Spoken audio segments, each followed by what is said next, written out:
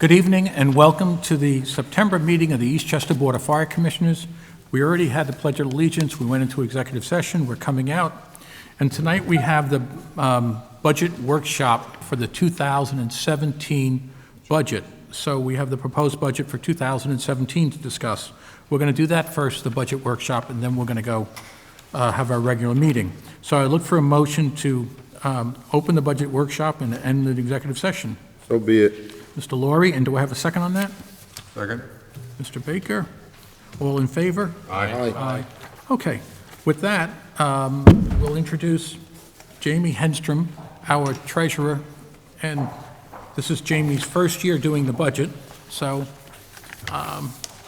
we had to make sure she came in under the tax cap, which she did. So, Jamie, if you want to go through the budget highlights, we handed to everyone in the audience a budget highlight sheet.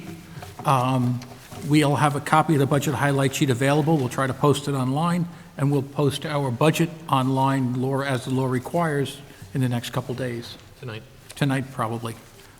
Jamie, Sure. welcome, and thank you. Yeah, thank you. All right, so looking at the 2017 budget, the first thing kind of to touch upon, as Dennis just mentioned, is the tax cap, which we're subject to. So just for, audience understanding, New York imposes a 2% tax cap that says we can't raise taxes higher than either 2% or the rate of inflation, whichever is less. Currently this year, the rate of inflation, the state has calculated at 0.88%.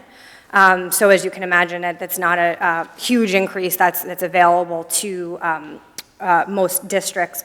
In our case, because we've been diligent the last few years and we haven't been raising taxes, we have a carryover available to us that gives us some additional room to go above that 0.88%. So given our carryover from last year, we're actually able to go up to 2.41% for this year's budget if we need to. And I'm going to talk about, some of the increases we're anticipating this year, and we'll see, kind of where we come out on that.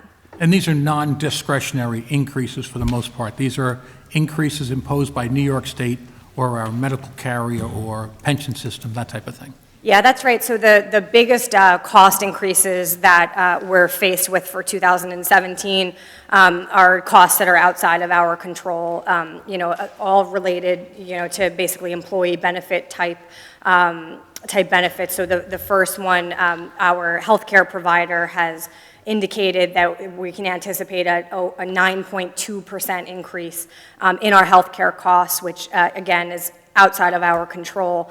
Obviously, when you see a 0.88% ability to increase and then a 9.2% cost increase, you can kind of see what we're dealing with here. So that's really one of the largest expenses that we're looking at. We also are anticipating increases to our pension costs for 2017. In that case, there's a number of factors that goes into that. One is, again, New York State is increasing its contribution rates from 16 to 17. They've also passed a law to change the way that the estimate, the contribution is calculated. So there's a change this year. It used to be based on historical salaries. And this year they're basing it on, the 2017 estimate will be based on 2017 salaries. So what the state's kind of trying to do is sort of get like a catch up or like a 1 year kind of kick, because the anticipation is that salaries are increasing every year. In our case, we do have step increases for some of our firefighters as they hit certain milestones. We also, currently are going to arbitration over an outdated contract, and so while we don't know what the results of that will be, we, anticipate there may be something that we have to pay. There may be increases that will play into other cost increases, such as the pension. Okay, so Jamie, if I just recap that last one you mentioned. So the state pension system has changed our payment scheme of how we pay them. That's right. Instead of us paying them in arrears after the year before, they calculate from the year before, we guess what it is. They are now going to look for whatever the year-end salary number is, Right. anticipate that salary number, and then charge us in advance instead of arrears. So therefore, it's a way for them to glean more money earlier. Yeah, essentially.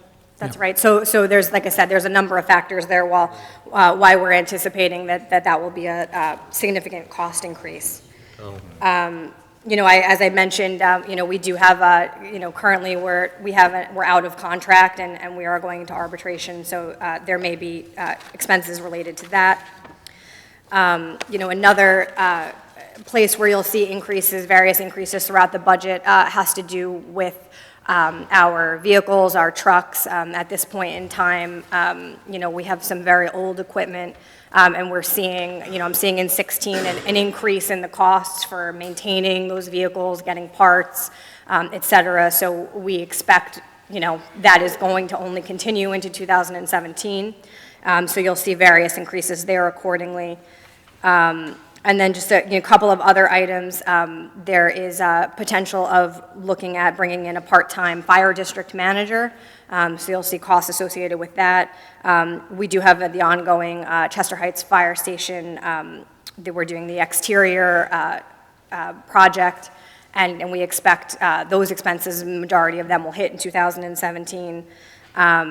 And then, increases to our contingency account for various other liabilities that are unknown at this point in time. However, there's certain lawsuits we've talked about and certain grievances with the union that we're, conservatively looking to account for in this year's budget. Okay, so to recap from our cost increase side, we have healthcare costs going up over 9%, which is $200,000. Right. We have about a $200,000 boost to our pension cost liability. We anticipate we're going to get a $200,000, some number like that, increase in contractual cost, depending on the outcome of a hearing that we don't know how it's going to go. Sure. We have a rolling stock of our fire engines, because most people at home are not looking at our sheet that we're looking at here. We have 3 pieces of apparatus that were built by a fire company that is now out of business and is no longer supplying parts. And we have a tower ladder that was built by the same manufacturer. So, and that equipment was built between 2000 and 2001. So basically running towards the end of its useful life, if not over its useful life. So therefore, that increases our overall maintenance cost. We have the Chester Heights Firehouse. We're going to do $1 million worth of renovations to, probably just for the exterior of the building. And then the year after that gets done, we'll do the interior of the building. We have the creation of a part-time fire district manager, and we are unsure on, we have certain variables that we don't know how they're going to come out, so we have some contingency expenses. That's right. Now let's go to the positive side of the equation where we were able to save money. Yeah, sure. So we were able to find some savings in this budget this year as well, some of them significant. So one of the main areas where we're anticipating savings is with respect to the certiorari claims.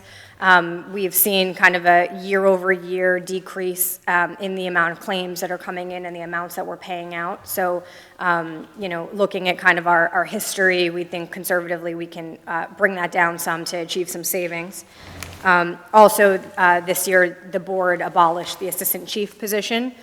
So we have the savings associated with that position, which is, approximately $230,000 when you add in the benefits related to it. We also, over the last year or so, we have been able to lower our 207A2 payments. So we have that benefit as well.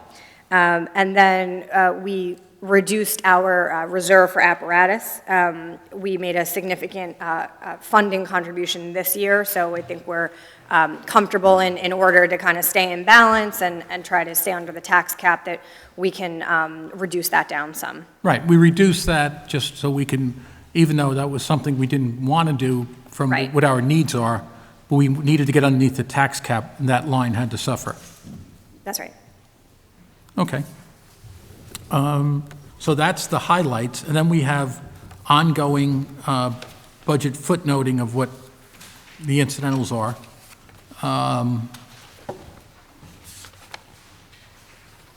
So I guess one of the incidentals are we have basically a material arbitration that's happening, that if the fire district loses its final year averaging grievance with the union, we're going to have material changes to the workforce more than likely. So we wanted to note that in the budget so people don't look at the budget next year and say, hey, you've booked this many firemen, you have to have that many firemen. We're saying out ahead of time, maybe, basically. We've incurred legal expenses from a lawsuit brought by the town over our hydrants, and that is unpredictable how long that's going to be out there for. We expect that lawsuit could be out for years and years, right? We don't know. Yeah, that's right. Yeah, so those are just important to note when we talk about the 2017 budget, that, those are items that can't really be taken into consideration at this point in time because we don't know what the outcome will be. And in the case, at least with the pension grievance, it will be significantly material. It's not something that we can build into the budget at this point in time. So that's why we just want to, caveat what we're coming out with those notes. Okay, so after we do all this, and then you have the sheet that lays it out here, do you want to go through that sheet and explain? Or if any board members have any questions? I think Jamie highlighted the main things we're talking about here, which is healthcare going up, hospitalization going, healthcare, salaries. I think she's highlighted the incidentals. There's not that many light items that are changing other than the real material ones. And at the end of the day, we'd have a budget of $16,864,726, which would be 2.3% higher than it was the prior year. So that brings us in just under our allowable tax cap with our carryover from last year. And the way you think of, the way I was having this discussion today, the tax cap is like frequent flyer miles. You were giving, your tax cap this year is 0.88. We have some frequent flyer miles that we haven't used from past years. We hadn't raised taxes up to the cap, so we have credit, basically. If we exhaust that credit this year and we go up to 2.3, which is under the cap, next year we don't have any of that left over. We're done. We will be at the tax cap. Yeah, that's an important point. So just for, considering, as Dennis was just saying, next year, likely, we'll be looking at something similar in terms of rate of inflation, given what everything in New York is pointing to. So we will be looking at, a significantly lower tax cap for next year. Our hope is that, as we get through 2017, we'll have a better idea of some of these currently unknown liabilities. And at that point in time, as we start kind of looking out to budget for the next year, the discussion may be different, but we think for now, we're in a position where we can remain under the tax cap. Okay, so this will be our third year underneath the tax cap, which I think is commendable for the board to have done. Yeah. Any discussion? Who goes? No, I think it's an excellent presentation, Jamie. I think you did a phenomenal job as a newbie at this. Not a newbie in taxation and in accounting. You've done it for many, many years. But this is your budget, and it's quite good. And I think it's what the board needs, what the fire district needs. So thank you for getting it done. And if somebody wants to make a motion to accept this adopted budget as we have it here, I'll read the resolutions. Okay. I'll make the motion to accept. Okay. I'll second. Okay, Peter and Commissioner Baker. And thanks again, Jamie. Okay, Commissioner. One comment I think I want to make about the budget. One of the things that we talk about and consider a lot is the total cost to basically employ each member of each one of our firefighters. And when you look at the increases, all in cost, meaning salary and benefits, so total cost to employ someone. When you look at the increases that we're going to incur in both, healthcare and pension-related increases, not related to longevity, they represent almost 20% of total compensation. So 20% of almost a 9 to 10, or almost a 10% increase represents a 2% increase in the overall compensation for each firefighter. So we're basically seeing our cost per firefighter go up by 2% just on changes that have occurred in the healthcare plan and the pension plan, before we even get into what ultimately happened with the new collective bargaining agreement. Yeah, and just, it's the hidden math, basically. It's not the benefit cost is roughly about 60, somewhere between 62 and 65% of a salary number. So I'll read this resolution. And the overall budget is made up about 85% of salary and benefits. Correct. I mean, if you look at what the fire district, what we do as a board, if you strip out, we really make discretionary spending of about $1.5 million. The rest of that budget is mostly contractual or obligation spending. It's the rest of the discretionary spending really falls somewhere, maybe $2 million total, and most of that is just oil, heat, insurance. It's not that much you have discretion over. So at the end of the day, this board is really, it's managing this $14 million to make sure it's used effectively in an employee's salary, but that's pretty much a fixed nut for employee cost, if you rolled all the benefit line items together and salary. Right. But again, the point being that if inflation was 0.88 last year for salary for the cap purposes, and yet we're seeing our employee costs go up by 2% just based on healthcare and pension contributions, Yeah, we're outpacing inflation just on the benefits. right. So, Yep, I agree. So, Commissioner Inkledon has made a motion to approve the proposed annual budget for 2017 for the Eastchester Fire District, and Commissioner Baker has seconded the motion. Whereas the budget for the Eastchester Fire District fiscal year beginning January 1, 2017, ending December 31, 2017, in its proposed form. Okay, do I have a number in here? Okay. Whereas the Board of Fire Commission, in accordance with New York State law, has prepared this proposed budget, including fund balances estimates for the fiscal year 2017, whereas the annual budget will be raised through taxation, reserve funds, and will remain from the previous year's funds. And whereas in calculating the amount to be raised by taxation, the Eastchester Fire District has taken into account assessed valuations of of taxable properties in the Eastchester Fire District, whereas in anticipation of the Eastchester Fire District will not need to exceed the tax cap. Now and there be resolved by the governing board of the Eastchester Fire District, the proposed budget of $16,864,726 for the Eastchester Fire District be approved. Also be it resolved that the proposed budget will be filed with the Secretary to the Board of Fire Commissioners, with the Treasurer, and such budget shall be posted on the district's website, and a public hearing shall be held. We also have to give a copy to the town clerk, and a copy will be delivered to the town clerk, and that a public hearing shall be properly noticed and held, and such, it'll be a budget hearing on October 18th, 2016, at 8 o'clock in this room. And the fire commissioners may take any action as they see fit at the budget hearing. So can I get I'll take a roll call vote. Commissioner Laurie? Aye. Commissioner Baker? Aye.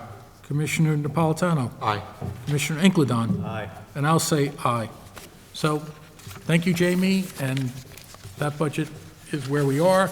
We're going to have a meeting, a budget hearing on October 18th in this room at 8 o'clock, and at which point in time, since we're not exceeding the tax cap, we don't have to have a tax cap resolution. The treasurer will file with the state a tax cap formula. She'll file the submission papers. We'll file with the town clerk, and copies will be available in our business office. And that's pretty much where we are. And as far as having the meeting in this room, I need to thank the Village of Bronxville. The Village of Bronxville has been extremely gracious of offering this room to us whenever we need it. As many of you who follow the fire board know, we had some issues trying to use the Eastchester Town Hall several years ago. because of the cost involved to the town. Mayor Marvin came forward and offered us this room. This room has a very nice room next to it where we can have our executive sessions. The Village of Tuckahoe has been extremely gracious. They've offered us their facilities. We've had some problem downloading their YouTube presentations from their facility, and we don't really have a good executive meeting room there, not dining room, meeting room, because the mayor's office in Tuckahoe is pretty much where they probably hold their executive sessions. And so we don't have access to that when we use that facility. So this room works out very good. It has very good parking, it has very good lighting. It has Peter North, who is phenomenal back there filming our meetings. So this has worked out very good, this room. And the other thing we have, if we do it in this room, Peter North sends us video copies that Jerry Napolitano can take, convert, and put on YouTube. And our July meeting, just so people understand, over 500, almost 600 people have viewed that on YouTube, which we think is a good asset to have. And so I think it's great that our meetings can be distributed on YouTube. Having Peter being able to do that for us has worked out great. Having Jerry formulate it's worked out great. So this room's worked out great. Okay, so now we'll go to the regular monthly meeting. We have 3 sets of... Oh, I'm sorry, I missed comment on the budget. I should have commented before we voted. I'm sorry, Stephen, come on up. And as you persuade us, we can change it. I doubt it. Stephen Randall, I'm President of Local 916, a resident of Eastchester. I was just wondering, what are the duties of the Fire District Manager? The duties, there's a job description posted for Fire District Manager on the county website, and you can pull that down and grab a copy of it. I did. And that's the preliminary fire, that's the Will version. any of those duties overlap the duties of the Assistant Chief position that was just abolished? There may be some that overlap, but this is the difference. If we decide to roll all the purchasing into one person, let's say Fire District Manager is responsible for all the purchasing in the fire department. Right now, Ms. Falcone does some purchasing. The chief does some purchasing. The treasurer may need some purchasing done from time to time. The captain from time to time will request purchasing. The assistant chief from time to time did some purchasing. But if the fire district chooses to roll all purchasing under one person, then just because the assistant chief might have had those duties at some point in time, it doesn't make that position available to him. Well, why couldn't the Assistant Chief have been given those duties, since we already had the position up and We just running? finished the budget talk, and you realize we stayed underneath the tax cap, and a materially part of that staying underneath the tax cap was in abolishing the assistant chief's position. Now, for those at home that think But what are you going to end up saving? Excuse me? You're going to pay another salary. You got rid of one salary just to take on another salary doing the same job. So when did you realize you made a mistake getting rid of the Assistant Chief? After you made it, or 2 years ago when you notified Civil Service about wanting a Fire District Manager? Now the question, your question was, the question was, how did you save money? The position costs us for assistant chief $237,000 with benefits. I don't think that's a disputable number. If we bring in somebody part-time, we're not going to be spending $237,000. The roles are not going to be the same roles as an assistant chief. Did you check with Civil Service? Because we did, and there might be an issue with this. Well, you're welcome You to... can't abolish one job and make a new one, call it something else, where they're doing the same job. Right. Doing the same They're not job. doing the same job. That's why there's two different So, jobs. this manager will be doing nothing the Assistant Chief once did. Well, no, I just explained it, that. let me just explain. That's not I what the- explained it as clearly as I could explain it.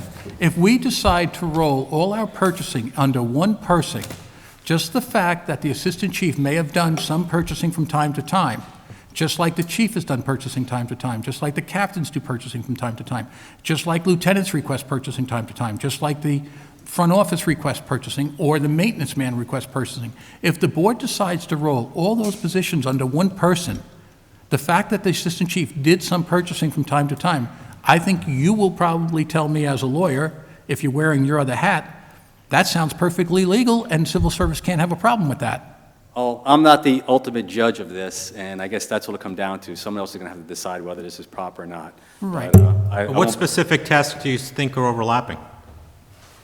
The position hasn't been created yet. We'll have to see. Time will tell. But it sounds like you're, But I mean, you should know the duties. I don't. You're creating a position. No, but you- What is that? Are you hiring the guy, then telling him what to do? Or do you know what you want him to do, and then you're hiring someone who could do that job? but didn't you just say you went to the county and got the job description? Yes. So then Yes, you know what the and a position. lot of it overlaps with what the assistant chief was doing or could have been doing.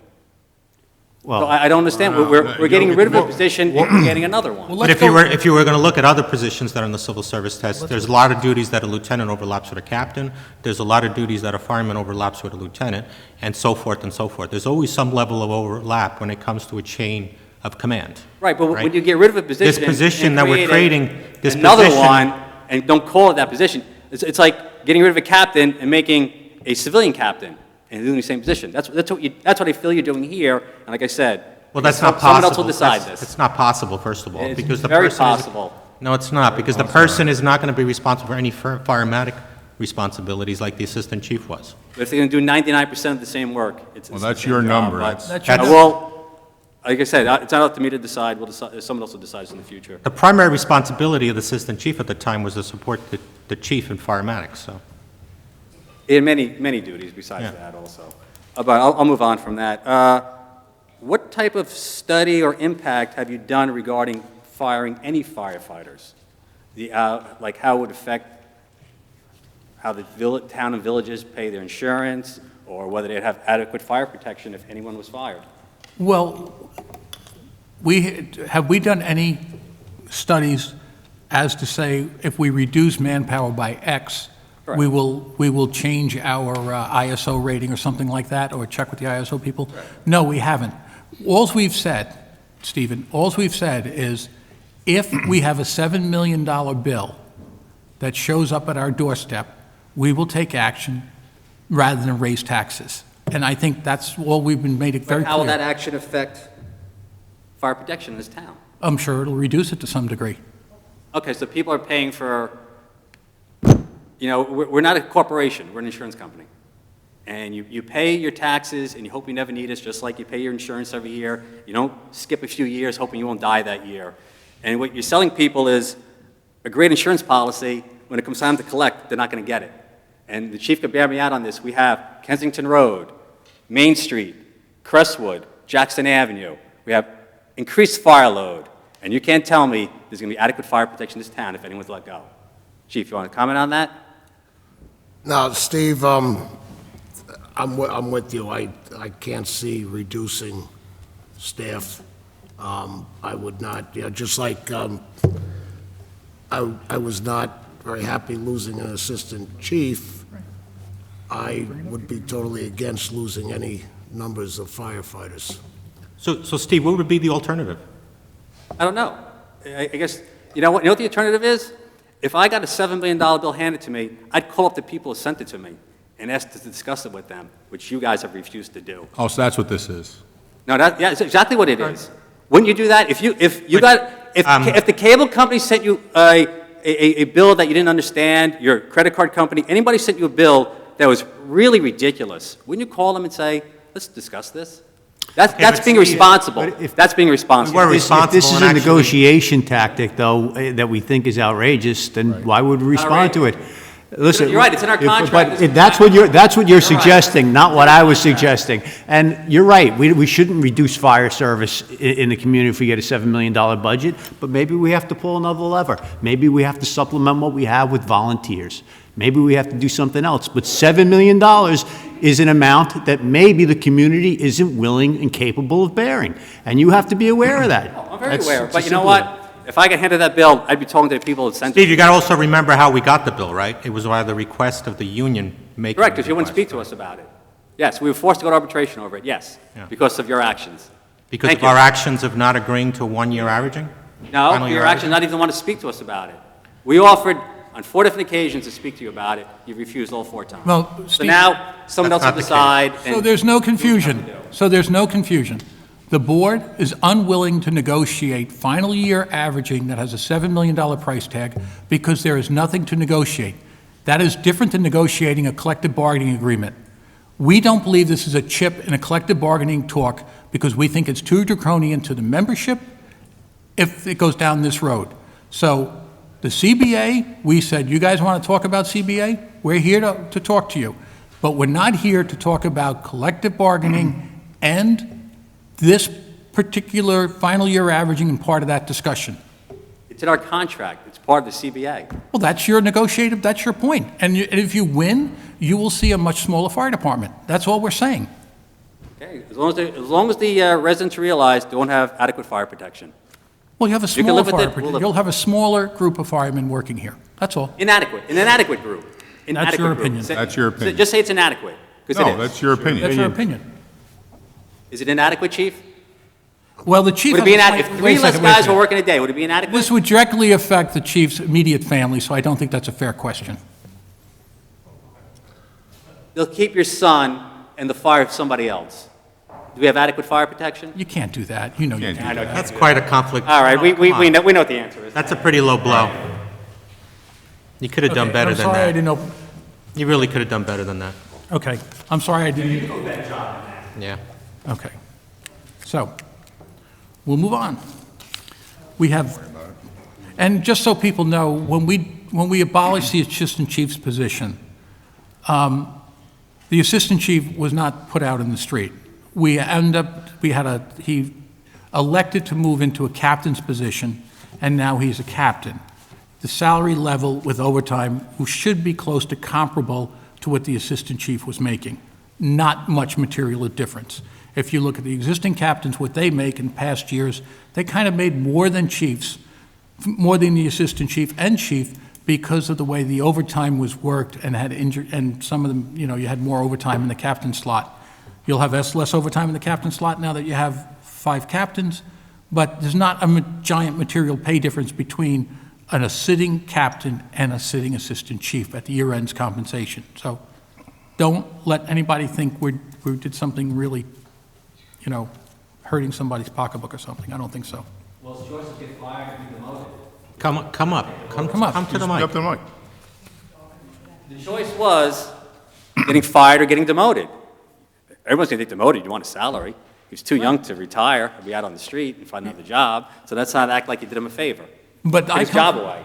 Stephen, I've had 35 years of working in the world, not civil service, in a regular business, corporate world, and I've had a lot of hard discussions with people over the years, and I'm sure everybody on this board had those hard discussions during financial times. They don't usually work out that smooth as it worked out in this transition.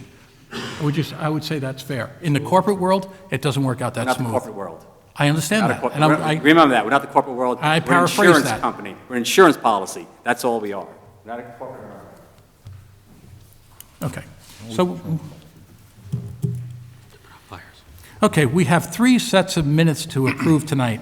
The June 16th minutes, if anybody needs a copy to refresh themselves, they're right here. Everybody was at that board meeting, and I commend the board members. Most everyone made all these meetings this summer, and we tried to make them where most people could make them, and the last meeting was really just to pay the bills, the last one we had. So, the June 16th meeting, I need a motion to accept the minutes. Would somebody like to make that motion? I'll make the motion. Mr. Baker? And a second? I'll second it. Mr. Napolitano? And all in favor? Aye. Aye.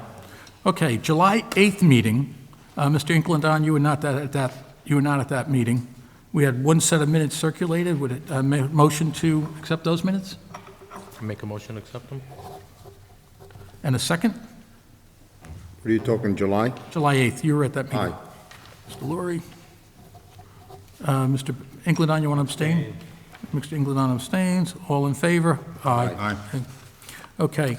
August 10th meeting, that meeting was, Jerry and Mr. Laurie weren't able to make that. That was just a meeting where we paid the bills, I believe. So I abstain. you abstain, and Mr. Napolitano, you abstain. And I'll make a motion, we accept the minutes And have a second on that? Second. Mr. Inkledon, second. Mr. Baker? Aye. Aye. Aye, and I'll say aye, that motion carries. Minutes approved. Chief's report. Yes, Commissioner. I know it was in regular meetings, but just for the month of August activity, even though it was a little late into September, the total alarm count was 313, 7 of which were fires. One significant was the 12 Elm Rock, which I'm sure most everybody saw in the news. We did have mutual aid we provided on 8 occasions, and that also includes a dual response to the parkways. It's not like we're going to a fire in another town all the time. And then we received it on the one occasion for 12 on Elm Rock. That was a significant incident. Just a comment, involved receiving report of a working fire the morning of August 2nd. Group 2 responded. 12 Elm Rock, and upon arrival found heavy fire showing in the rear of the structure. Much of the second floor was already heavily involved with extension to the third floor and attic space. This was pretty much on arrival. The only delay here, for some reason, was in the discovery. And fortunately, all the residents were confirmed to have evacuated, and along with many mutual aid companies and callback of off-duty personnel, it was a long, drawn-out fight and a tough job for all. It was very difficult. How it got so far ahead before it was, recognized, we're still not quite sure. It was just, the residents were down on the first floor, and they did not realize when they noticed it was already blowing out the back of the building. So it was just very difficult. Fortunately, no serious injuries. In the end, you guys put the fire out, and hopefully they'll rebuild, and 12 Elm Rock will be back to the place it was. Hey, Mike, have we resolved the one thing? I listened to the voiceover of that fire, certain recordings of it. Have we resolved, it seemed like I heard one captain constantly calling for people, and nobody would answer him. Have we resolved that that captain now understands you've got to get on the channel that everybody else I is on? still have recordings to go through. My hands have been very full lately, and there were questions about that incident. It was difficult. Even right from the start, when I assumed command from the assistant chief, who was first on the scene, I asked for a command board. I was told it wasn't there. I don't know why. So it was a difficult incident. I will say there was maybe a little too much aggressive attack in the beginning when we needed to hit it with some big streams. That took a little time to get done. It was a hot day. It was a difficult fight. The important thing was, you got to realize, well, it wasn't, the occupants are out of the residence. No, And- everybody, it was from a fire point of view, no one got seriously injured at that fire. There were some minor injuries from the members. I think 4 members were transported. It was a tough fight. We're very fortunate. EVAC did an outstanding job with EMS, standby, bringing in mutual aid, tending, helping out with the rehab and evaluating firefighters. We did have a few get transported. Like I say, nothing, they were all released. One did miss a few days, but he's back on duty. It was really just like strains and overexertion. The heat did take its toll. Yeah, but my original point was fireground radio. Do they all know now when they show up at a You know what, fireground? we did, The switch? a lot of things were identified. Even the accountability issue, apparently was not aware that, the identification cards weren't like we had spoken after the cards that were supposed to be second ones, didn't really get done. With your assistance, we've already started correcting that. We'll have the accountability tags for all the personnel, and we'll fix that issue. Well, why don't we just discuss that right now rather than jump into it Yeah, I later? mean, Do you mind if we do what that? we're talking about, Mike, is some really scary, fundamental processes that we failed at. Accountability tags, no command board. The fact that the chief had to call 60 control to get a count of how much apparatus was at the site, I just couldn't believe it. No. I had to hear, I heard it over the radio, that the captain reached out to 60th control Captain. to get a count. Captain The who captain- should have been going through The command. captain Okay. reached out to 60 control to verify how many pieces of apparatus he had on the site. Which The number came back to 14, and it was interesting to me that he didn't know that. Well, no, it wouldn't be, because he wasn't in that position. He wasn't, so that's part of the problem. He was not command at any time, and I'm not even sure why he was concerned about that. It didn't make much sense. He messaged Assistant Control that he was. Right, okay. Okay, so. It was a very difficult situation. no, from- The interesting, We showed up on scene to a fully engulfed building, basically. yes. And so It was that's- ahead of us from the start. From that I From the start, it understand. was ahead of us. Needed to back up a little bit sooner, hit it with some larger streams. That was difficult getting to take place. Once we did that, once we opened up, it was a long drawn-out, rotating crews in and out. Nurse Shell Mount Vernon, excellent assistance. We did end up bringing in some other companies, not to add, but to replace, to rotate out. Right. And the homeowner, I must say, the dispatcher and the homeowner did a phenomenal job getting the person out of the house and Well, insisting. no, that was actually very confusing, because the housekeeper was already out of the house. But they insisted homeowner on didn't getting her. realize At that. the moment, the dispatcher, I thought, was very calm and collective with the homeowner, making sure she was secured and safe, and knowing she was safe. But under the, yeah, it's a very difficult situation to be in. I know the homeowner, I think she was actually a little confused by what the dispatcher was telling her. She didn't realize he had already started us out. Right. call We had were already already gone dispatched through. during that conversation. She was under the belief that she had to find a housemaid before they would send us, which they had already No, dispatched we were us. already going, Right. yeah. And she didn't realize that the housekeeper was already outside. Let's talk about accountability tags for a second, so the memberships know what's coming, right? We ordered, Well, before we get there, I mean, so there were no accountability tags, not even for mutual aid? Well, no, there should be many in place, but I did find out when we had a visit, and the union president and one of his e-board members were there, and that's when I found out apparently our last bunch of hires, I'm being told, we're not issued them, we're correcting it. It's, at this point, it's no point in going back there. In my book, we're correcting it. When we had the machines for the equipment from the county, which I believe has been returned, I'd like to get them back so we can follow through. Decision was made, it was determined, let's make a second one that would act as an accountability tag that would be on the gear. So who was responsible for the accountability tags to get that done? Well, you know what, sir, in the end, me.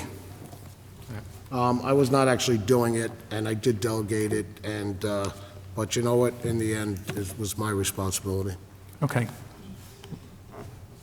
I'm sorry, I have no reason to, what's done is done, and it's not, to me, it's not serving any purpose to, Right, the situation is being yeah, corrected. we're dealing with it, we're moving forward. Okay. Can't change the past.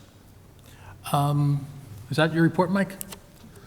No, actually, well, the usual vehicle maintenance. Something about the, Accountability tags? yeah. Okay, let me explain what Well, Chief I'll say ordered- it quick. We used to have, they were made up, they were yellow tags, they were designed that you could have personal information inside if you ended up in a hospital. They take a beating, but there are these other items that it's a heavier duty tag with, you're going to have a badge number, it's going to identify Eastchester Fire Department with a name, and we're also getting rings to go with each piece of apparatus, and the idea is being when you go on duty, you put your tag on that ring, so it's always at the scene. If they go on mutual aid, they will show up at the mutual aid command post and hand in their ring of whoever is on that company. It's probably most important in mutual aid. Okay, so what the chief has ordered, and the order's already been placed, they're look like hard plastic tags with the badge number and the name of the firefighter and the Eastchester Fire District stamped on it. I think they're color-coded, gray, white, and red, depending on firefighters, red, gray for lieutenants, and white for captains. And then all the apparatus are going to have their own tag or their own ring. and the chief has a policy written up that he will distribute, and it'll also incorporate an ID policy. So the ID cards, the membership will have their ID cards and a verification of their ID cards, and the information on the ID cards will be verified with the doctor. So if someone says they're B minus or whatever blood type, the doctor has looked at that and said, yep, that blood type is correct. We're not going to make any mistakes there. Or the height and the weight is correct. So it's a more of a formal policy for the ID cards and a more formal policy on the accountability tags. And I think it's a move in the right direction. So, and the order's been placed, the chief placed it. We expect, what, 3 weeks, they said? Yeah, they gave an estimate 2 to 3 weeks turnaround time. The identification tag, that's another thing. I'd fully hope that when we made up these newer identifications that that the assistant chief took photos, and, you know, whatever, and we have proper ID. We don't. Actually, none of the fighters were in their uniform when the pictures were taken. They were all in T-shirts. So I would recommend you have them come in their uniform when they take pictures. Yes, and I know that was, Actually, some of them you made that clear, you wanted them redone. Some of them didn't even go as far as combing their hair out of They were, yes, we both had requested that they be redone, and as we're well aware, they were not redone. They'll have to be, but apparently, I guess the equipment got returned. I'm not seeing it where it was. I'll have to get it back, but I had made it clear that we should make two, and one should act as an identification tag that will stay on the person, not the accountability tag that would be on a ring. This would stay on a person. God forbid they end up in a hospital and they can't speak. It's going to tell their blood type, any allergies, things like that. And I will see that that gets followed through on this time. So I think this, yeah, come on up, Stephen.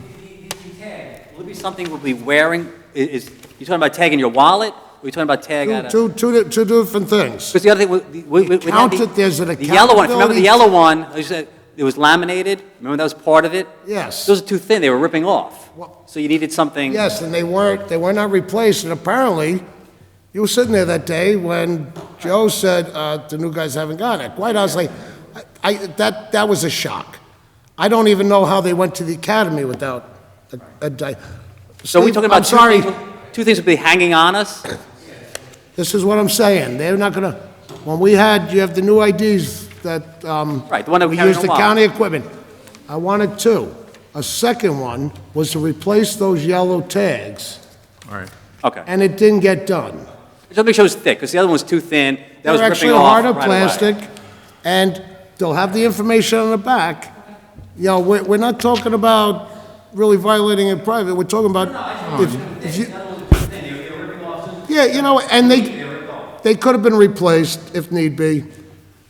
These are they're standard industrial strength accountability tags, given out, provided by a company Steve, that you're does right, that. I actually said it's reminiscent of possibly under Chief Reed, the little brass tags with your I still have mine. It's just a badge number.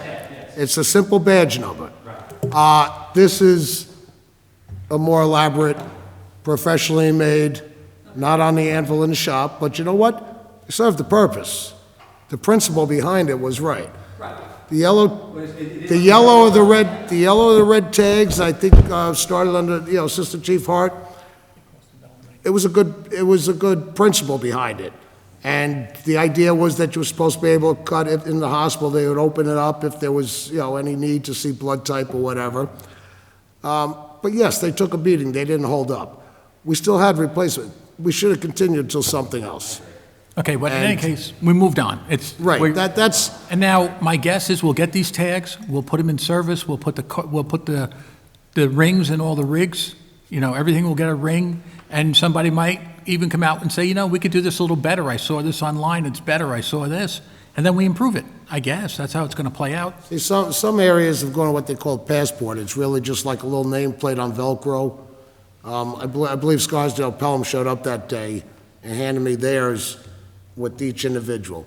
Probably, there's no hook, and I tell you, I was lost when I was told there was no command board, which for some reason is still being checked off on the car, that some person was looking, but apparently it's something else. They got sheets of paper. I But didn't even invest, that I'd wasn't invest offered. in a That wasn't $4 even offered Okay, to we me. gotta go. I didn't invest in a $4 bucket We need to move on, from okay? True Value and use a bucket. We should have no excuse why we weren't collecting accountability tags. Along whether with they the were Velcro, tags, brass, or we've plastic. act- well, sir, Get a we've bucket, actually- put them in the bucket. Actually, we've splurged and we've got, Yeah. Okay. Find a bucket, put it in there.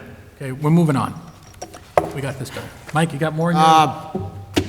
maintenance, I will say, I've been living a perfect storm for a couple months, having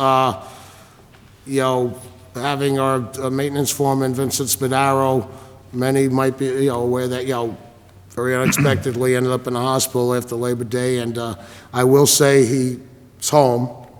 He did go home yesterday, but I see him having a long recovery, and hope that he is coming back, because he served a lot of needs, and that's why my wife's going to kill me when she sees the grease on my shirt from trying to fix a saw.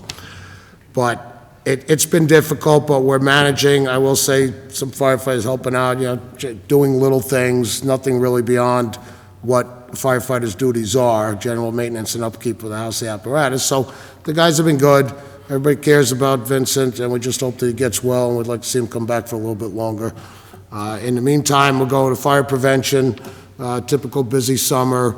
I'll just jump to the fact that we have October coming up. They're all geared up. It's going to be a busy fire prevention month. They do numerous presentations. Captain Pintaval and Firefighter Vitarello, with assistance from on-duty firefighters.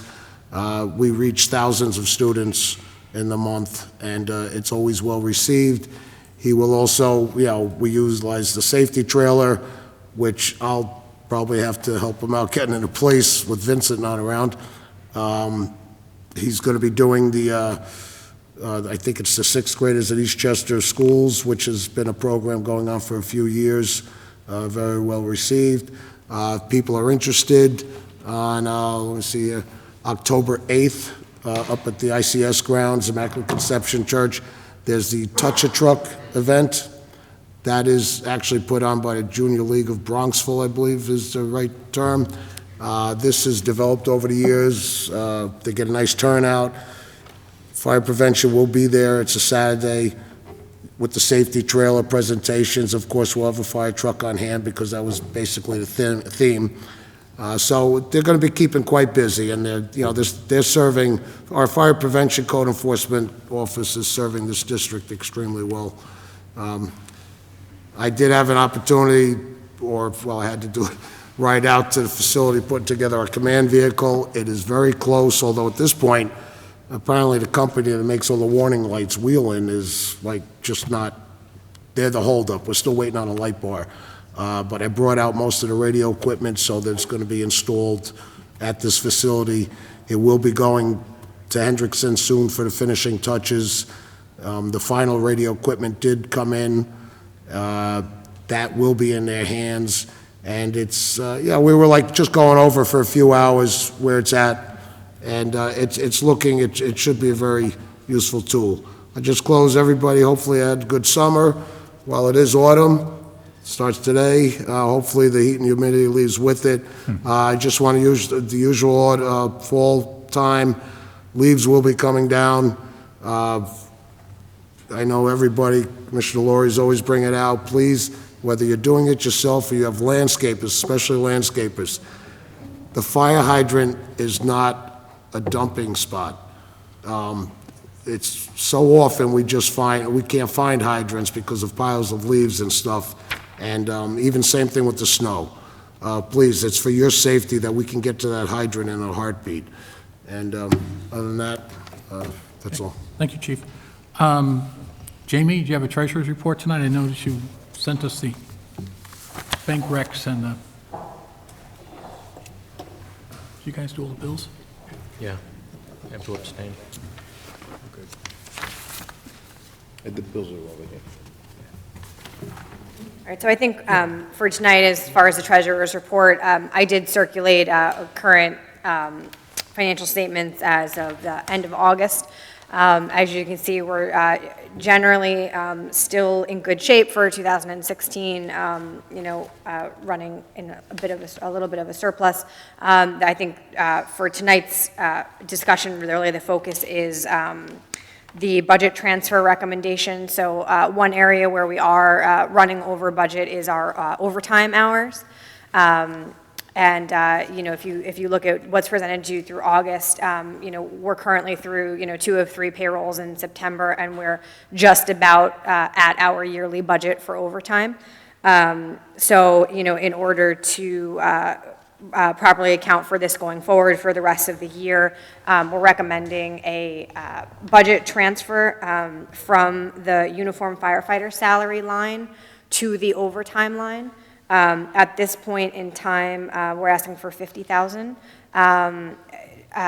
From speaking to the chief, I understand that we should be through a lot of the vacations, et cetera. So we think it's a conservative estimate that will continue to track as the year goes forward. The reason for where we're looking to transfer from the firefighter salary line is because for 2016, we had 2 additional positions budgeted that weren't filled. So we do have some room there, and they're, somewhat limited. So that's the recommendation at this point in time to cover our, overtime for the next. That's Jamie's recommendation. Well, Michael had a slightly higher recommendation. I was trying to project just covering certain things through the end, but right now, that'll help us through. I just have to say, we had a very difficult summer with some long-term absences. This is nothing that, anybody could help. They're very legitimate absences. And again, just that continued perfect storm that we've been going through.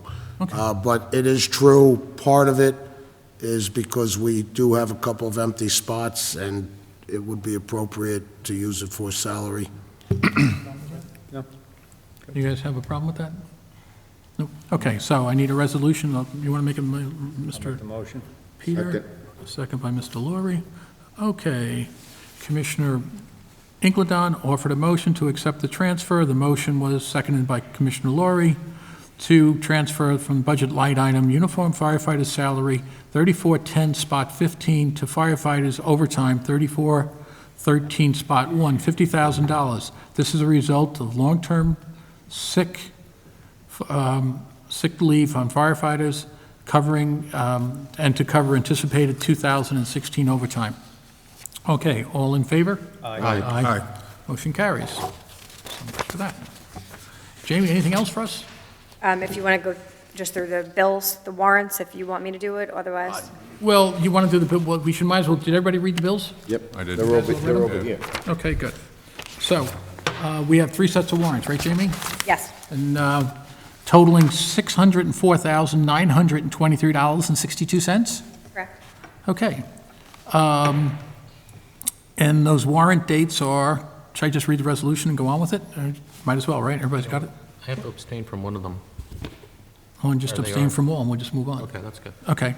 The board was presented bills and vouchers totaling $604,923 spot 62. For the board's approval, Chief Grogan has reviewed all bills prior to the meeting except for certiorari claims. Right, Mike? Yes, that's correct. Although, Okay.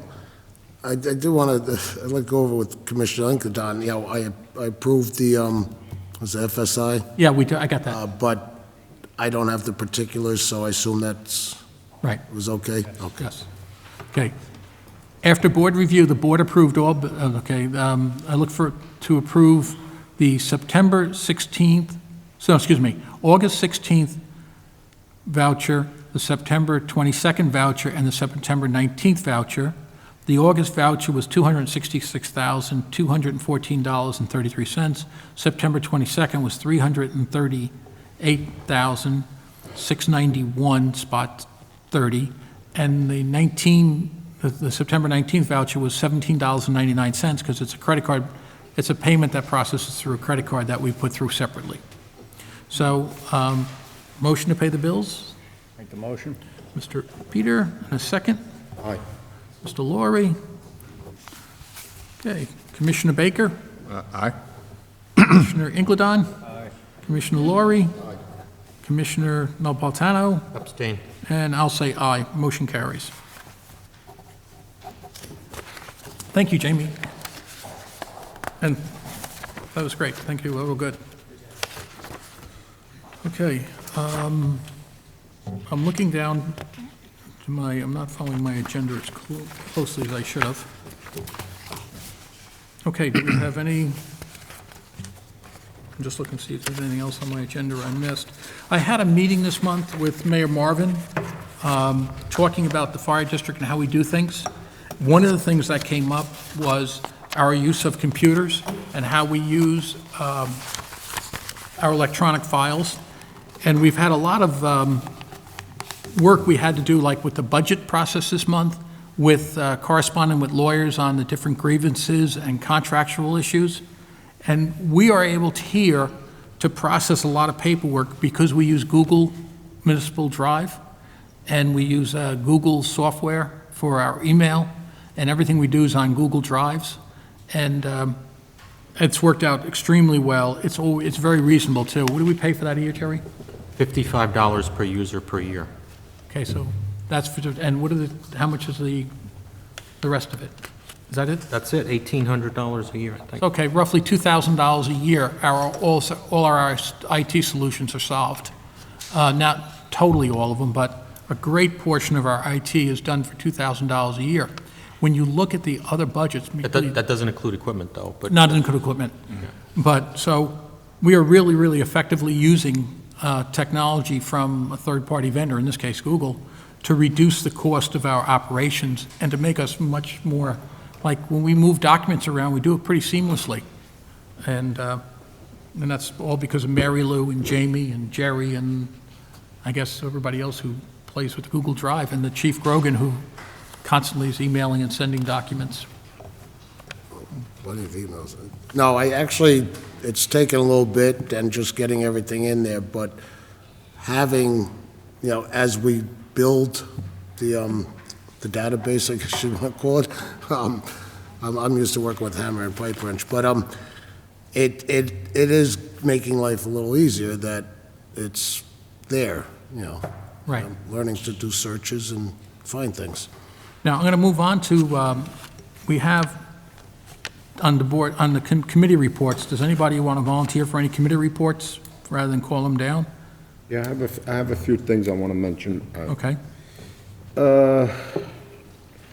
On August 15th, it's a big feast day for the Assumption Church. Overhead wires burned out, and they were having a big feast day in the plaza of the Assumption Church, and they had close to 300 people there, and they lost all power to the church hall. And I just want to thank Captain Stupple and his men, because I give him a call, and he came down and assisted the church with cables, generated, and gave them lights. And the parish priest was very thankful for what they did, and it was a very hot night because they were expecting the people to go into the church hall for air conditioning. With Captain Stupple and all his men came down and stretched wires, lights, generators, and was a great help. And I express my thanks to you gentlemen, and also from the church parish. Did they use the generator truck? Were they able to get that working? No, they used the portable generator. Okay. And then they were also kind enough, around 10:30, come back and pick all the equipment up. So we all thank them from that parish. There's a couple other things. The Mamaroneck Day Parade, I never got to tell you that we brought the hose cart, and Vinnie Spadaro pulled it with the maintenance truck, and we also won a trophy for that, on that there. And this Saturday at 2 o'clock in Hastings, the Westchester County Volunteers are having their annual parade. And so it's a big event. In fact, tonight they're having their convention over there at the Riverview. Also, I just ask kindly to the men, after you change your shifts, maybe you could get it out to the men, Steve, that appreciate if they remove their cars from the ramps of or the aprons of the driveways of the firehouse. Sometimes I walk by some of the firehouses and I see a car parked on there. After you change your shifts, I know the men just move their cars, but just appreciate if the ramps stay clear of the men's cars. Also, I have two men filed for exempt papers. I don't know if you want to vote on them individually or vote on them at one time. Mr. Vinnie Petroselli Jr. from the North End Hook and Ladder, who joined the company in 1987, and he's submitted his exempt papers. And also, we have volunteer firefighter William Vaslev. He joined in 1995, and now he's moved on to Florida. He was in the Union Corners, then he transferred to the Waverly Company, but he's changed his name to William Parsons, so I accepted them as exempt members. Now it's just that the board has to vote on them to give them the exempt papers. As I said, they got enough time in to be exempt members, and one of them is not, is taking his exempt papers because he's joined another organization which does not allow him to belong to two organizations. Now, the difference, well, of course, Parsons, or was Vaslov, moved to Florida. Right. You know, he should have, had his couple of years, he should have already put it in. Yeah. But because of the notices went out that, you know, he completed the paperwork. The other member, actually some while back, joined the auxiliary police, and he's Right. very active with the auxiliary police. And you can't join, You can't be belong to both. both. So I don't know if you want to, I make the motion to give them exempt papers. I don't know if you want to do it separately or together? You can do them together. Okay, well, I'll make the motion that we grant them exempt Reason why we papers. shouldn't do this? See, normally this would go through the individual company first that would approve it. Right. I would look at the time, you know, they've been around. I would also say, you worry about equipment, neither one of them has any equipment that we would need. Vincent, I think, is the last member of the company, and I'm not sure about contacting the other one, so I think we just skip that point, and I've checked their records, and... If they do have any equipment, it's very outdated. Yeah. Yeah. So there's no reason why we shouldn't just move this on, right? I believe that they should be granted the exempts. So you're making the motion? I made the motion. And who's going to? I'll second it. Second it, all in favor? Aye. Okay, all good. Email me leave those with, I'll leave them with it. leave them with the front office, and they can Yeah, email sure. me the names. Somebody has to write up a certificate and sign it. Yeah, sure. And, Well, actually, I could take them back, because I also have the card from the card file that I Okay. have to all right. put back. And the only other thing, wish Vinnie Spadaro a good, healthy recovery and get him back. And just let him know, we visit him quite often while he was in the hospital, and our prayers go out to him and his family. A good man. Well, we all concur with that. Okay. So now, I just have one question. One of the guys we voted on, somebody here mentioned he was the last member of the company. Last active one I know. I can't say if that's for certain. Okay. Yeah, there's a couple. Because that's one of the issues we're trying to straighten out. I'm just, if he's the last member, we should just It's, Disband the company. disband the ban the company. company, we move on with That that. I don't know. That you'd have to inquire. I reach out, can't you know, say there's a that. couple cards left, but it's one of those ones where everybody just faded away. It's I been an understand. issue, you know. Keep their colors up in the building and everything, but Yeah, they used to have the quarters in the basement years back, but they've not really been, I mean, it was Vincent and his we'll father, talk like the last, we'll talk offline about it. yeah. Can we get to the election first before Chester? Because Tom's here. Because that's one of the things we're trying to straighten out. Okay, we're going to move, now I'm going to go to tonight's topics. I think that's where I have next on the agenda, is it not? Yeah. So, we have a fire district election coming up. Tom Andres is here to talk about the election. We're not going to vote on or do anything tonight, other than just mention the elections coming up. On the October 18th meeting, we'll do more formal processing of our list. But Tom, do you want to give us a little color on where we are? Because the green machines that we're all used to using have been outlawed. And so we're not allowed to use the green machines in New York State anymore. Yes, and that which creates an issue. The date of the election is December 13th, by the way. But yes, not being able to use the lever machines causes a significant procedural change for us. Basically, we have two options. We can use paper ballots in the ballot boxes that are down in the basement of headquarters. They're available, just need a little cleaning up. Or we can use the electronic scanners, the same machines that are being used in the political elections from the county. But neither is really a perfect solution for us, so we've got to decide on what to do. The manual, the paper ballots requires a manual count at the end of the election, which is labor-intensive and would delay things for sure. The Board of Elections, the County Board of Elections, do provide some support for the electronic machines. They would supply the names of trained inspectors that we get. They would provide the machines and some other equipment. But whether those trained inspectors are willing to work for the New York State Fire District rate of $50, regardless of how long they work, is an issue. And I don't know how we're going to resolve that.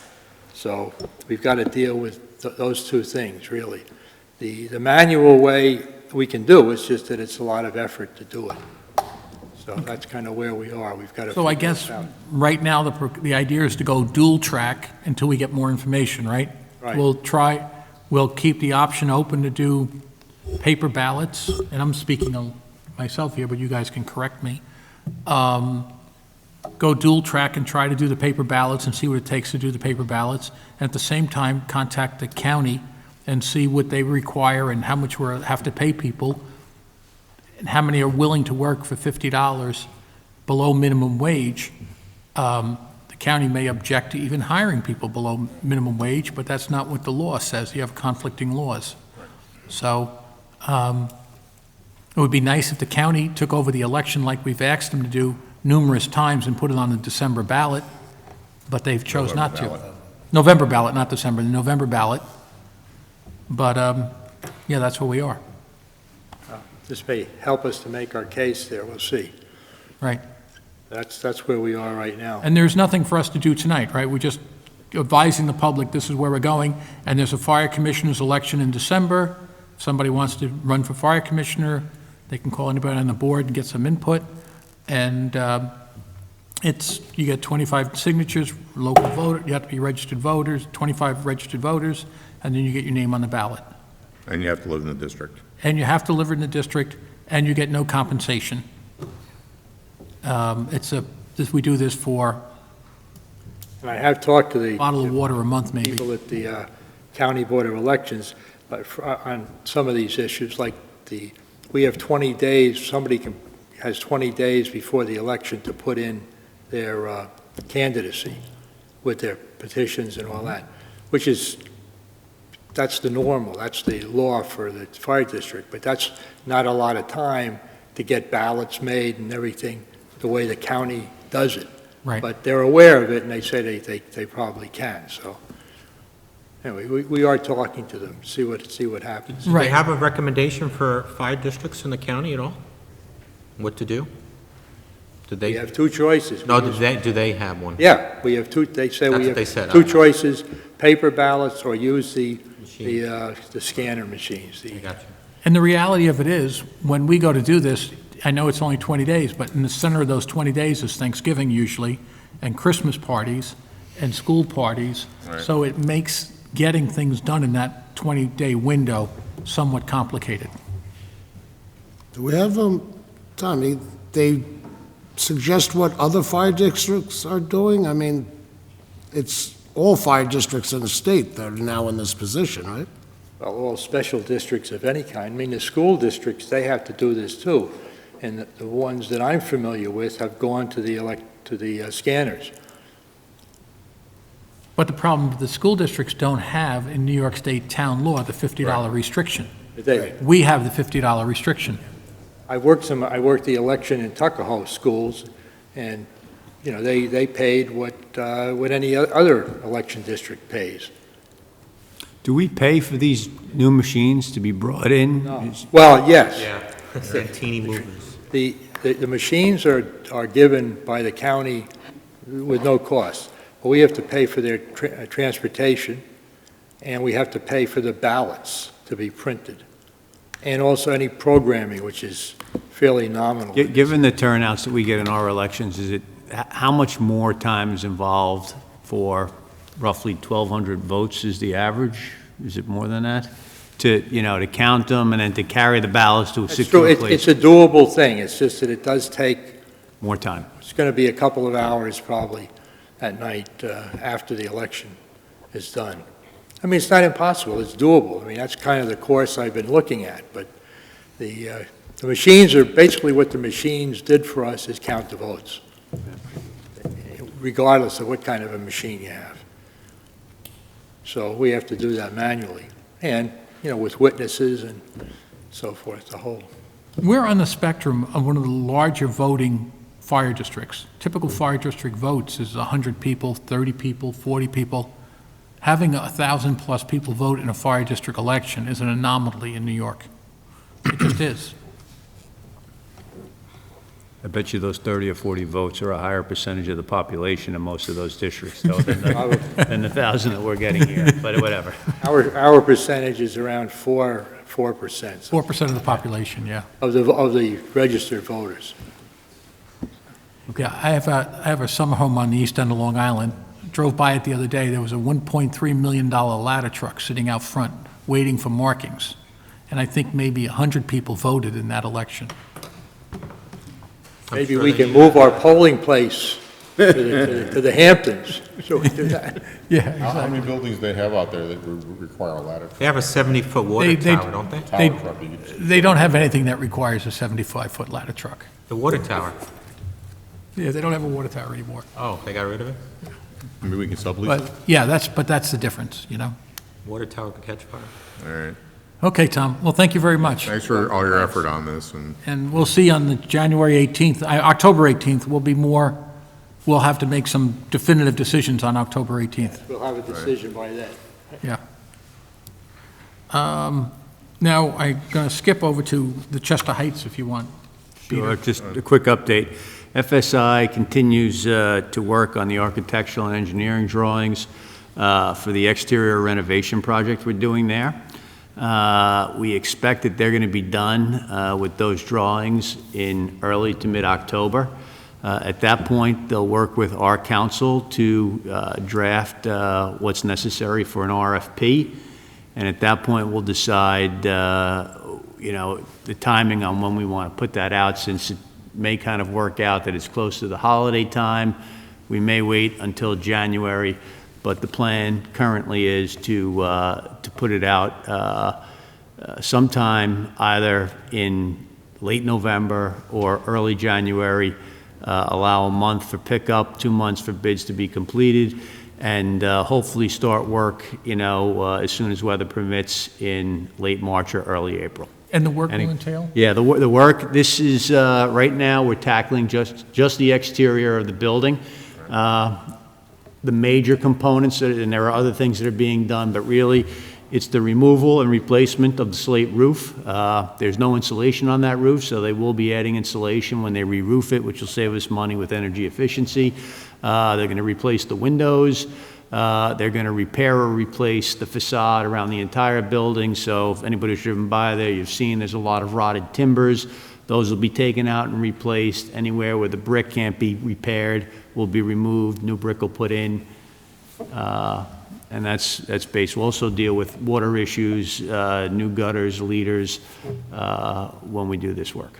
And in all likelihood, the building will remain in use for the exterior portion of it. Now, there'll be times when they may not have to take it out of service. We're going to try to do it in summer months only. That's the hope, that the windows will be back to be put in sometime during the summer or late spring, and we'll do it during the warm weather. That's the hope. And I think we should be able to achieve that. We should be able to achieve that since we missed it last year, so we'll get it this year. So, Okay? yep, so that's the Chester Heights, because I know there's some members of the audience interested in Chester Heights. We spoke about the ID tags already. We're updating certain policies. Every month, we were doing policies up until this month. This month, we actually got the ID card policy done, the chief has it done, and the accountability policy's done. So we got a policy done. We have to think about a policy to do for next month. If somebody wants to circulate a couple policies, or chief, that we should address between now and next month, that would be good. Retain expert to advise on EMS training and status. The board is in a fluid discussion as to what to do there, and we don't have any decisions tonight or do anything. We'll, maybe somebody on the board will approach Stephen to have a discussion, but right now, we don't have anything going other than know we want to have a fluid discussion as to what we're supposed to do there with our EMT, because we've been unsuccessful in getting Narcan in place, and that's led to a larger discussion. Inventory management and data for all members. The chief is going to send out to the members, to the captains, I guess, to the whoever, to figure out what everybody's sizes are, because we'd like to get uniforms in stock for everyone as they need it.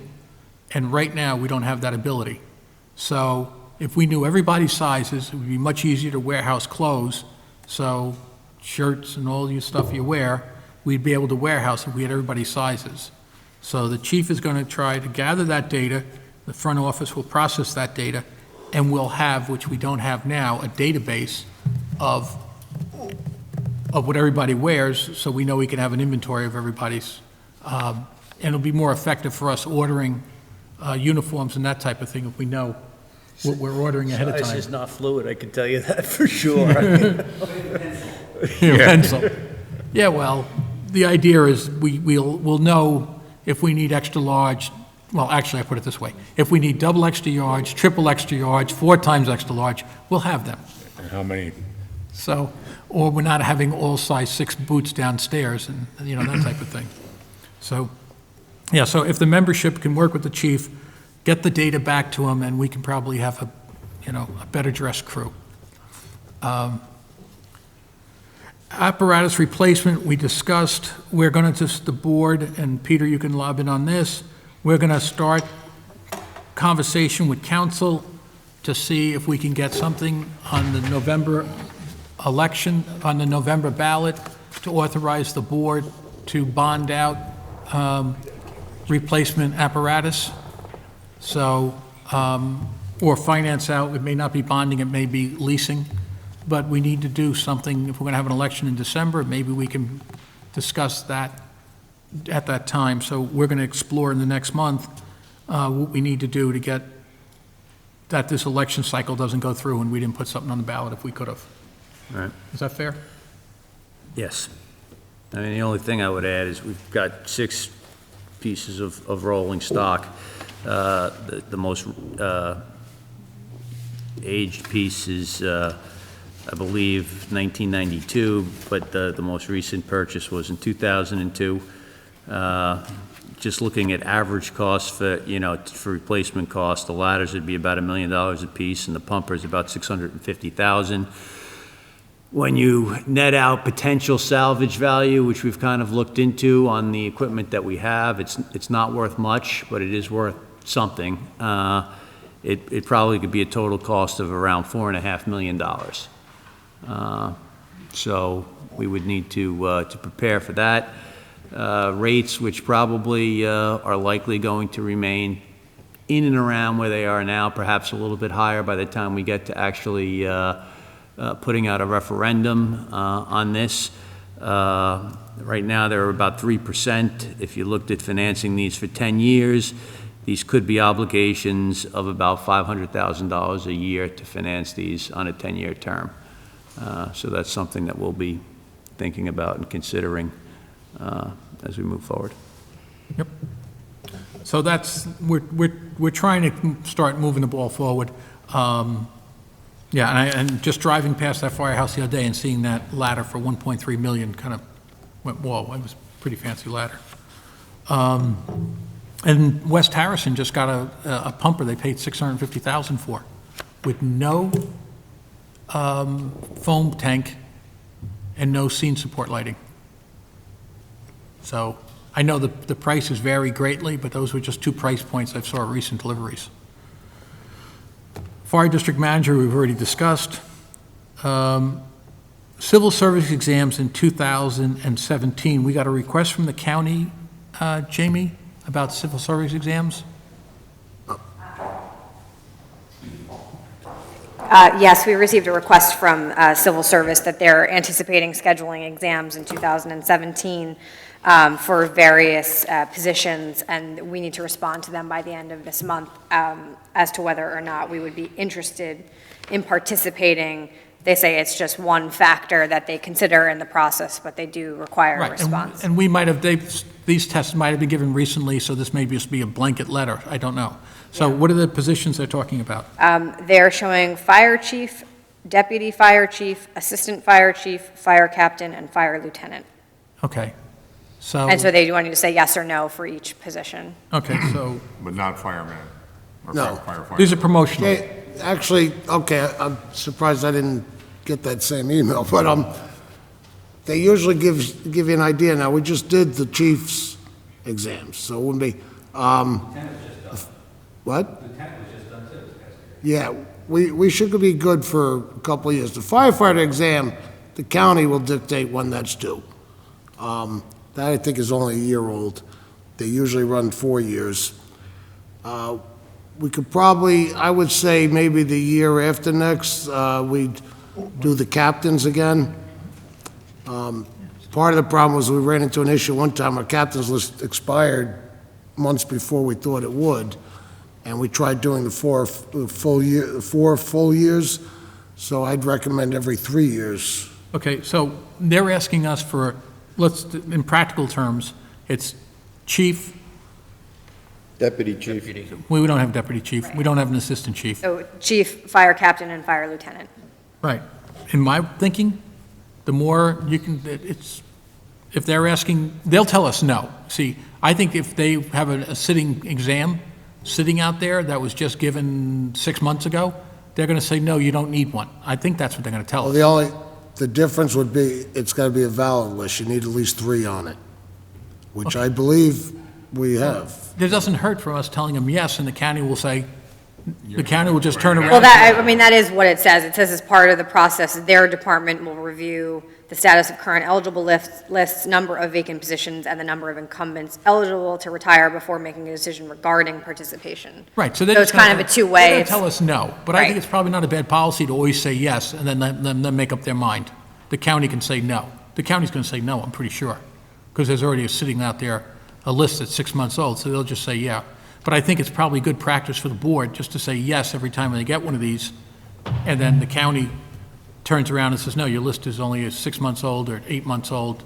If it was 3 years old, they'd say, yeah, okay, go start the promotional test. But what happens in the case where we just had a lieutenant's test, we have 3 names, they say yes to that based on the statewide Yeah, I think that was, situation? Does that mean that it was a all of few our years back, lieutenants would that have to mistake, retake that it was test? like every other year, they're calling tests, guys were getting a little annoyed, and, there was really no need for it.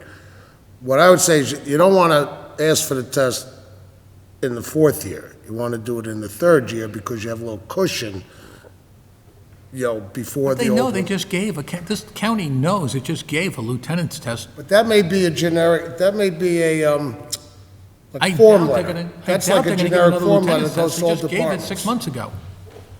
Didn't they just give the lieutenant's test 6 months ago? The results aren't even out yet. Right, the results aren't even out yet. So they're not going to do another one.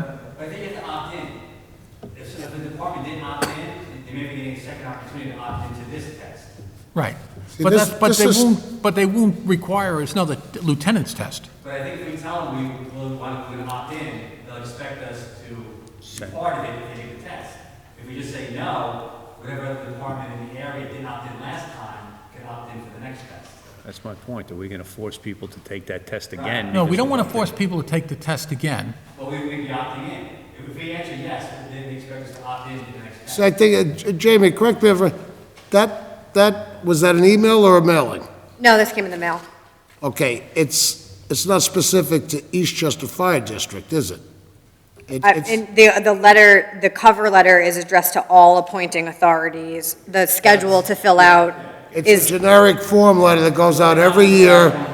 Be advised, promotional exams, chiefs in January, promotional is now, I think, June, and they ask ahead of time. We just had a lieutenant's exam.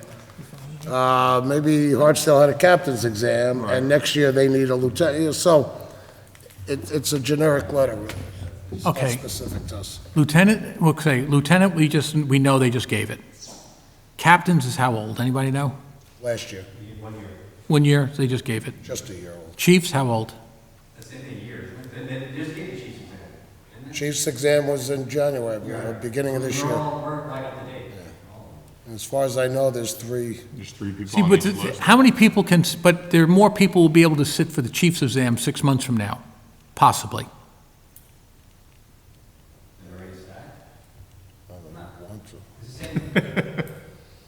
See, I think with the only question is, would more people be able, Yeah, be captain for 2 years, so whoever would be captain next year for 2 years, if anyone else would be 2 years in the captain's position, they'd be eligible. They'd be filled, I believe. He's the only other- yeah, I think we should probably just go with the chiefs and leave the other two, because you have a bigger universe in the chiefs. It was November. Okay. He's not a year yet, and my recollection, chief's exams were usually like in January. They don't have them all at the same time. So it's something, I'd be inclined to go with chiefs, and, I just want to make sure we're covered without making it onerous. well, you have also people who didn't sat for the chief's exam last time that might. Okay. And in the chief's salary, the sitting for the exam is not a material deal. The I cost for think sitting. all fire and police exams, even for firefighters, are $100. Yeah. Most other county exams cost 25, but for some reason, they figure fire and police can afford more. I just think the universe for chief is such a small universe that you want to keep it open as much as possible. So So are we suggesting that we just go for that? And just go for chief and leave everything else alone. we have at least 3 people on that, and then They're going to have enough guys on the lieutenant list. They'll have enough guys on the captain's list. covered without making it onerous. Although there's one captain who didn't sit for the test, who could have sat for the test. One firefighter, one lieutenant who could have sat and didn't for the captain's test. Oh. Okay, that was last year, the captain, right. Right, and also, I don't know if you have 2 lieutenants. For $100, why don't you just not do it if you're the, I don't know, just make a decision. you know what I'm saying? You only have a small pool of people to pick from in the first place. You know what I'm saying? It's not like you're not going countywide, you're just going in your department. So, chief and captain, right? So, I want to make a motion that we just go chief and captain, Make a motion to go chief and captain? and I'll second that. All in favor, more discussion? Aye. Aye. Aye. Aye. Chief and captain. And they may not They give may, us... they may say no, they're Right. going to say no. More than likely, they're saying no.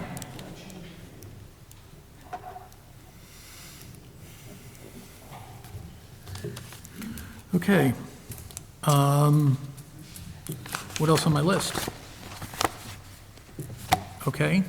Local 916. Stephen, you have anything? You done? You gave the Some more report guys earlier? are- Okay. Some more guys around you might want to take. Paul, did you want to come up to the board tonight? Did you want to? Well, do you want to do it, do you want to do it on the very end? You're doing your 9/11, I'm sure you're doing the 9/11. Well, we didn't open up to the regular public. Well, we'll open up, let me open up the regular public first, and then I'll go with you. Does anybody in the public like to speak? Okay. Any board member comments? My only comment will be on October 18th, we have a budget hearing, and at that hearing, we'll go back over the existing budget. I personally don't see a lot of changes that are going to happen, but that's what we have. And no other board member comments? Yeah, I want to make one comment. I got the invitation to the Career Firefighters Memorial. I appreciate it, but unfortunately, I will be in Fort Devens that weekend, so I'll be with you in spirit. But thank you for the invite. It was a great time last year, and, Stephen, thank you for the invite. I'll be there. yeah. I'd actually rather be with you guys than being on the crappy rifle range out there, but the other job, you know. If I could just ask, Steve, you discuss, I just received the invite to Columbus Day Parade. Yeah, we're pulling our membership. See, the problem is, it's 3:30 in the afternoon, we're trying to get to you that day. Good time. Usually like at least, we say Oh, can't do 9 actually- o'clock in the morning, so Yeah, we're but- trying to get like 14, at least 14, 20 guys to. Part of the reasoning to that, similar thing like St. Patty's, because they kick off in Immaculate Conception's lot, they have to wait for the last mass to clear. It's a Sunday. I know. He was around at that time. You sent any apparatus going, chief? Well, we'll usually always have a piece of apparatus, Fine. I'll let them know, bring up the rear. They usually have us in the back. Okay, so with that, I don't have any more business tonight. Since this is a September meeting, Lieutenant, Say something, Commissioner. excuse me? Tom's got his hand up. Okay. On the 18th, will you be having your regular monthly meeting that night Yes, too? regular monthly meeting will be at the same time. As this is we'll close the meeting in memory of everyone who lost their lives on September 11th, because this is the month of September. Lieutenant Ratalone usually comes to always comes to the September meeting, and gives us his thoughts and memories of that day. Thank you for giving me the opportunity. 10 days ago, we recognized the 15th anniversary of September 11th, and this is just my experience on that date and in the weeks following. And I'll just read from that now. From Wednesday, September 12th, 2001, through Sunday, September 16th, the Eastchester Fire Department sent a fully manned engine and ladder company to cover Bronx firehouses or to stand by at Yonkers Raceway for deployment. I was at Station 1 at the time and remember feeling how worried I was that these mutual aid companies not knowing what might happen to them. On Thursday, September 13th, Mount Vernon Fire Department Local 107, in conjunction with the Westchester Professional Firefighters Coalition, was able to contact officials in New York City to organize a relief effort. After getting approval to do so, they contacted all the professional firefighter unions in Westchester. In a matter of a few hours, 120 firefighters from all over Westchester met at Mount Vernon Station 3. Included in that number were 10 firefighters from Eastchester. 2 EFD members were able to get 3 buses at no cost. Shortly before 7 p.m., the 3 buses left Mount Vernon with a state police escort to Manhattan. Almost from the time we turned onto the West Side Highway, people lined both sides of the street with signs and flags, many thanking us and cheering. Signs read, "God bless you, you're our heroes." The buses parked off Hudson Street on Beach Street. Upon arrival, all firefighters were organized into 10-man companies with either a lieutenant or captain in charge. I took command of the Eastchester contingent. We walked from the buses to the staging area, 1 block from what has become known as Ground Zero, which to firefighters was called the pile. Along the way, people on the sidewalks clapped and thanked us, offered us water, food, gloves, masks, and anything else we might need to do our work. Walking along, we could see and smell the smoke from what was once the World Trade Center. At the staging area, we saw an engine and a ladder truck on the side street. The truck's aerial was mangled and bent over the cab. The engine was recognizable only by the front part of the cab where the driver and officer would sit. Everything else had been crushed to about 5 feet high. On the officer's door, someone had written in memory of the lieutenant and firefighters who had apparently all been killed. After getting permission to proceed, we passed a parking lot filled with burnt-out cars. We stood in front of 3 World Trade Center, now used as a rest and rehab station. Construction workers cut up the fallen North Bridge in preparation to move it out of the way in order to gain access to the main area of debris behind it with heavy equipment. We walked between 3 and 4 World Financial Center along the Winter Garden atrium and into 2 World Financial Center to the front entrance on West Street. From this point, we got an unobstructed view of the massive destruction. From this entrance to 2 World Trade Center, a distance of about 400 feet, were steel box beams lying parallel, about 3 feet apart, on top of 10 to 15 feet of concrete and other pulverized debris. There were several hundred rescuers and about a dozen bucket brigades removing debris from around the 7-story stump of the tower and passing it down to the front of the financial center, where it was dumped and the empty buckets returned to the front of the line. Ironworkers cut up steel beams, which would be passed down on the line and thrown on the pile. We filled in on several of these lines, balancing ourselves on the box beams. In some areas, you could look through the rubble and see the remains of a fire truck or ambulance. Several of our firefighters attempted to tunnel beneath the box beams in order to look for victims below us. Every so often, someone would yell to be quiet. The generators and power tools would be shut down, and everyone would stop working and just listen for any sounds from the debris pile. After a minute or so, work would continue. Looking up and around the middle of Ground Zero gave us a clear view of the destruction. Every window facing the Twin Towers had been blown out, and chunks of the buildings had been gouged out from falling debris. The sides of the remaining buildings were covered in a thin coat of powder that could be seen floating in the air through the glow of floodlights. It was several inches thick for many blocks around the site. Despite the hard work, early Friday morning it got noticeably cooler, and about 2 a.m. it started to rain, a drizzle at first. Suddenly it started getting heavy, making footing treacherous, and since we were working in T-shirts, the rain just made us wetter and more uncomfortable. An FDNY chief officer called off operations, and our chief officers decided it was time to go back. So we picked up our gear and headed back to the buses. On the buses, we were tired, cold, and wet. There was little, if any, talking on the return trip to Mount Vernon. I began to wonder what we had accomplished by going down there. We moved perhaps a couple of tons of debris, a literal drop in the bucket of the estimated 1.2 million tons of rubble. We had saved no lives, only one body had been recovered, yet for 8 hours we had been willing participants to a piece of history, something people will talk about long after we are gone. We were the first group of firefighters to go down to Ground Zero, but not the last. 2 shifts of Westchester firefighters, Eastchester included, per day responded to the Trade Center site over the course of the next several days. The only reason this effort was discontinued was the FDNY went to a 24-hour schedule with half their personnel working at any one time, meaning they had enough manpower to send to the site and man their firehouses. Whatever needed to be done, or whatever we were asked to do, we would not have hesitated on this new day of infamy, September 11, 2001.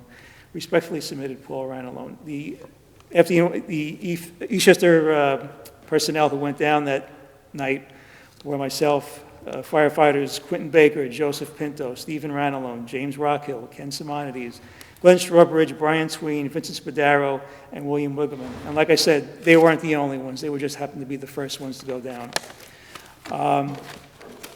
Also, starting on September 11th and continuing for days, weeks, and months afterwards, ordinary people, organizations, and businesses donated money, food, water, and clothing to victims and rescuers.